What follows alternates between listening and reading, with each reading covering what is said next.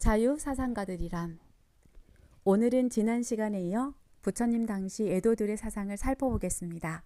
어제 간단히 이야기했습니다만 브라만이 변해서 이 세상의 만물을 이루고 그 속에 들어가 아트만이 되었다는 전통 바라문의 버마일여 사상을 하나가 변해서 다양한 것을 만들었다는 의미에서 전변설이라고 합니다.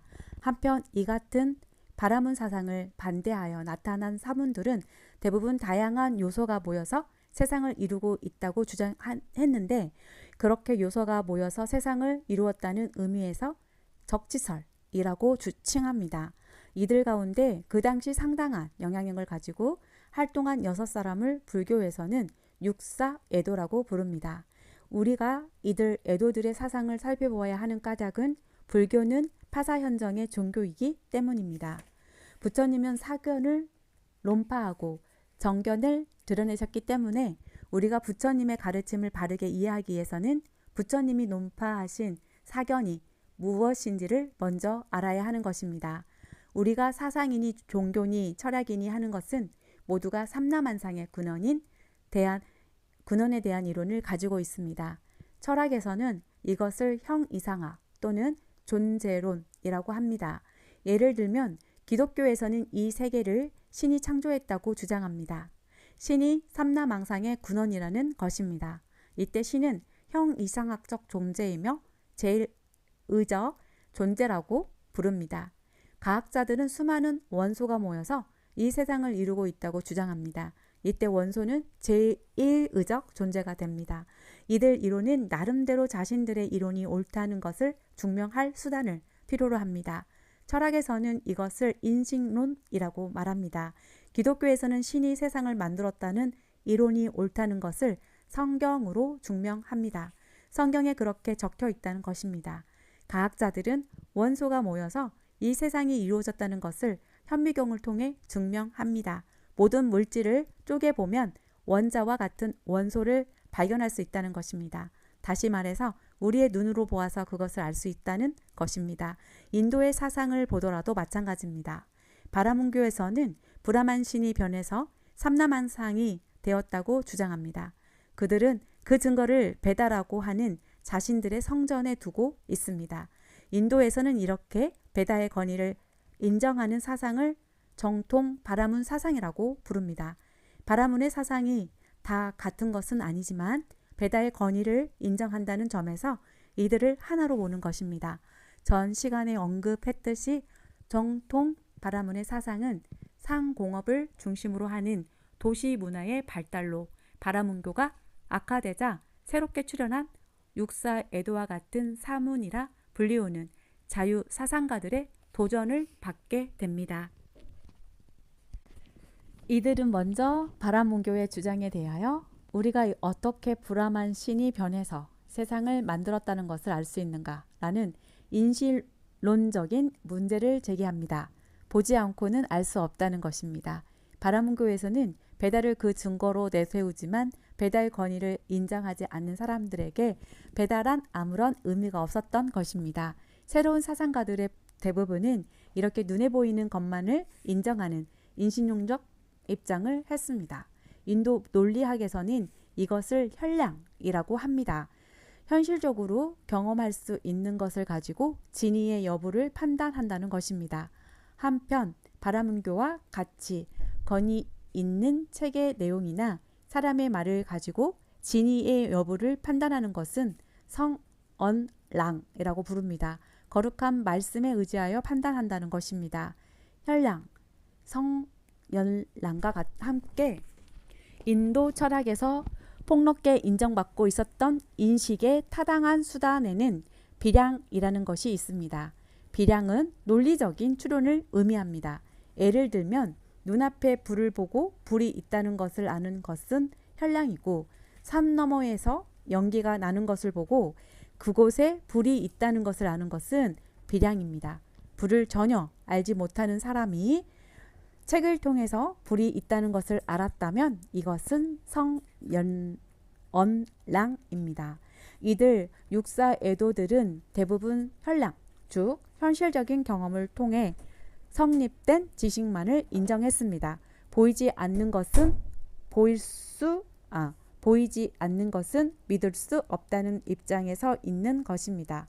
그 결과 그들은 베다에 의지하고 있는 브라만이 변해서 삼라만상이 생겼다는 전변설을 인정할 수 없었습니다. 브라만이 변해서 삼라만상이 이루어지는 것을 본 사람이 있느냐는 것입니다. 그들은 세상의 존재 근거를 우리가 볼 수 있는 것 가운데 찾았습니다. 그 결과 그들은 생멸 변화하는 것 가운데 변치 않는 것이 있음을 알았습니다. 벽돌은 생겨서 부서져 사라집니다. 그러나 벽돌을 이루고 있는 흙은 생기지도 변하지도 사라지지도 않습니다. 벽돌로 있을 때도 흙이고 부서져서도 흙입니다. 물은 네모난 그릇에 넣으면 네모지고 둥근 그릇에 담으면 둥근 모양이 됩니다. 아무리 모양이 달라도 같은 물입니다. 이렇게 형태는 달라도 근본 성질은 변함없이 물입니다. 불은 장작불이든 촛불이든 밝고 뜨거운 근본 성질은 변함이 없어 불입니다. 강바람이든 산바람이든 이름은 달라도 근본은 변함없는 바람입니다. 이렇게 생기지도 않고 변하지도 않고 없어지도 않고 형태와 이름은 달라도 근본 성질은 변하지 않는 요소들을 이대한 존재라는 의미에서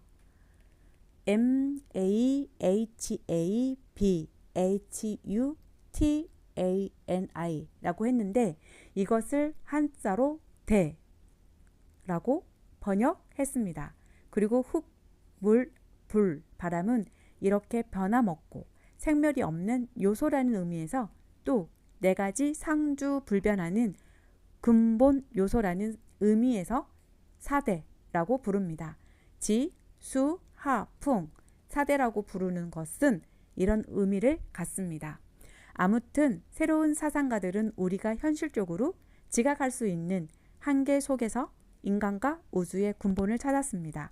그 결과 지난 시간에 이야기했던 아지타, 케사캄발리 같은 사람은 지수, 하풍, 사대를 근본 요소로 생각했고 파쿠타, 카차, 아나 같은 사람은 여기에 우리가 느낄 수 있는 괴로움과 즐거움도 요소가 아닌 불변하는 고유한 성질로 보고 또 영혼도 이들 요소의 성질을 지각하는 성질을 가진 불변의 요소로 보아 지수, 하풍, 고락, 영혼이라는 7요소서를 내세웠습니다. 이렇게 인간과 세계를 요소의 집합으로 본다면 이 세상과 인간은 이들 요소의 기계적인 결합체에 지나지 않을 것입니다. 그래서 그들은 내세도 부정하고 선악과 윤리도 부정했습니다. 요소들의 우연히 결합체인 인간이 죽는다는 것은 요소가 흩어지는 것이므로 선악이 있을 수 없으며 죽어서 다음 세상에 태어난다는 것도 있을 수 없다는 것입니다. 그래서 이들은 사람을 칼로 베어 죽인다 해도 칼이 요소 사이를 지나가 요소의 결합이 파괴되었을 뿐 없어진 것은 아무것도 없다는 주장까지 서슴없이 하게 되었습니다. 그래서 그들은 인간의 삶에는 죄가 되는 것도 없고 착한 일도 없으며 오직 살아있는 동안 감각적 쾌락을 누리다가 죽으면 그만이라는 인생관을 갖게 되었습니다. 자연과학을 진리로 믿고 있는 현대인들이 내세를 부정하고 윤리관을 상실한 채 감각적 쾌락을 맹목적으로 추구하고 있는 것과 비슷하다고 할 수 있습니다. 이렇게 이 세계를 요소들의 우연한 결합으로 생각하는 우연론을 극복하려고 한 사람이 마칼리 고살라입니다. 그는 인간과 세계가 아무 질서가 없이 아무렇게나 이합집산하고 있다고 보기에는 많은 문제가 있음을 알았습니다. 자연의 질서를 보면 이 세상을 요소들의 우연한 이합집산으로 볼 수 없다는 것입니다. 그래서 그는 우리가 태어나서 죽는 것이나 어떤 사물이 모이고 흩어지는 것도 그것을 가능하게 하는 어떤 요소가 있기 때문이라고 생각했습니다.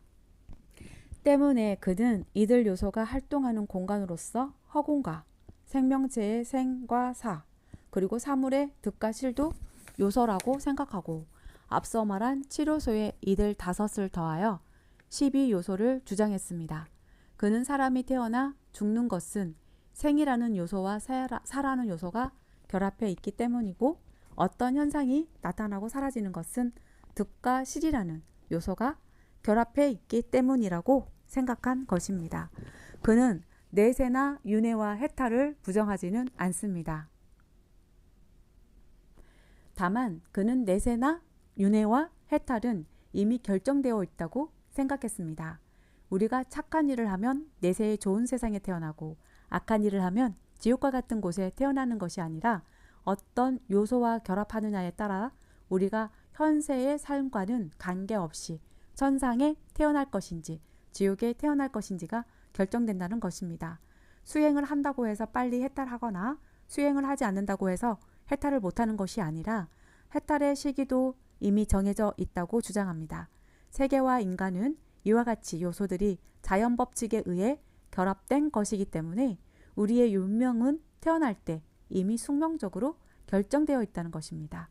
한편 산자야 벨라디푸스타는 이 같은 여러 주장에 대하여 의문을 제기합니다. 그는 철저하게 감각적인 지각, 즉 현랑만을 인정합니다. 다른 사람들이 주장하는 요소가 진정 변치 않는다는 것을 어떻게 알 수 있느냐는 말입니다. 흙이나 물이 변치 않음을 우리가 알 수 있는 것은 우리가 살아있는 동안 뿐입니다. 내가 살아있는 동안은 변함이 없지만 죽은 후에는 영원히 변치 않으리라는 것을 유한한 생명을 지닌 우리로서는 알 수가 없다는 것입니다. 그래서 그의 헤일론을 자신의 입장으로 삼았습니다. 이렇듯 그는 눈으로 직접 보지 못한 문제에 대해서는 알 수 없으므로 어떤 주장을 하든지 관심이 없었던 것입니다. 그래서 누가 이런 문제를 물으면 상대가 알 수 없는 궤변으로 문제 자체를 모호하게 만들었습니다. 알 수 없는 이런 문제로 고민하기보다는 현실에서 어떻게든 쾌락을 얻는 것이 현명하다고 생각했는지 모릅니다. 우리가 만약 감각적인 지각만을 진리의 인식수단으로 인정한다면 이 같은 산자야 벨라디푸스의 견해에 따르지 않을 수 없을 것입니다. 불경에 의하면 사리불과 목건론도 처음에는 이 같은 산자야 벨라디푸타의 큰 제자였다고 합니다.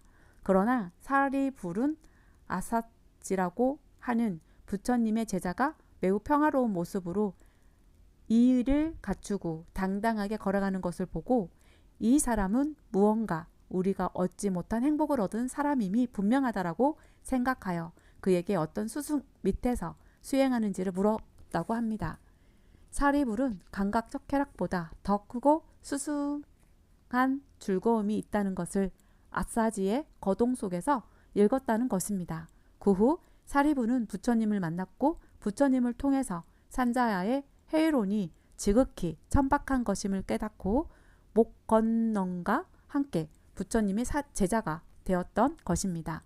아무튼 부처님 당시에는 이렇게 전통 바라문교의 범아일여론, 우물론, 도덕부덕론, 기계적 불멸론, 숙명론, 헤이론과 같은 다양한 사상이 서로 대립하고 있었습니다. 이러한 사항은 서양에서 르네상스 이후 기독교의 몰락과 가학사상의 대두로 나타난 현대의 사상적 혼란과 너무나 유사하다고 할 수 있습니다. 이 같은 혼란에서 이를 극복하려고 했던 사람이 자이나구의 교주 니간타 나타푸타와 부처님이었다고 생각합니다. 다음 시간에는 니간타 나타푸타가 어떻게 이들 사상적 대립을 극복하려고 했는지를 살피고 아울러 부처님과 니간타 나타푸타의 차이를 살펴보기로 하겠습니다.